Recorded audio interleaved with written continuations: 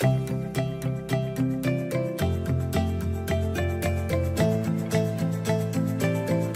to ChristyCoromedel.com.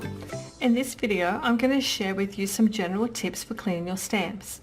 And in subsequent videos, I will share with you how to clean different types of inks from different types of stamps. Now, the most basic habit and the most important habit to get into is to always clean your stamps in between colors and just before you put them away. By taking that extra little bit of time, you're going to make sure that you don't contaminate your ink pads and that you don't end up with muddy images when you stamp. So for example, let's say you got an image like this, which is a leaf, like in multiple colors.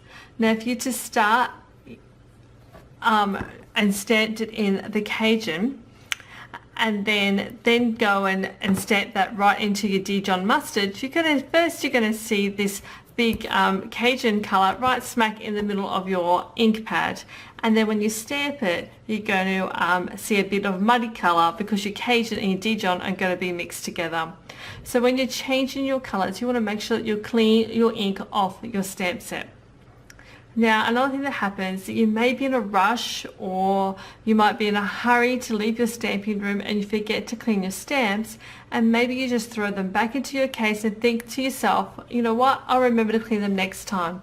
Well, while most of us have the best intentions, in practice what generally ends up happening is that you forget that your stamp hasn't been cleaned and you may not even notice that there's residual left on your stamp, and then when you stamp with it, you're going to end up with the same scenario that we described earlier. So I can't emphasize enough that you need to get into the habit of making sure you always clean your stamps. Now, the second tip is to make sure that you always stamp off your excess ink onto some scrap piece of paper. So what this essentially means is that you're stamping your image repeatedly onto your grid paper in front of you till you see almost no ink coming off.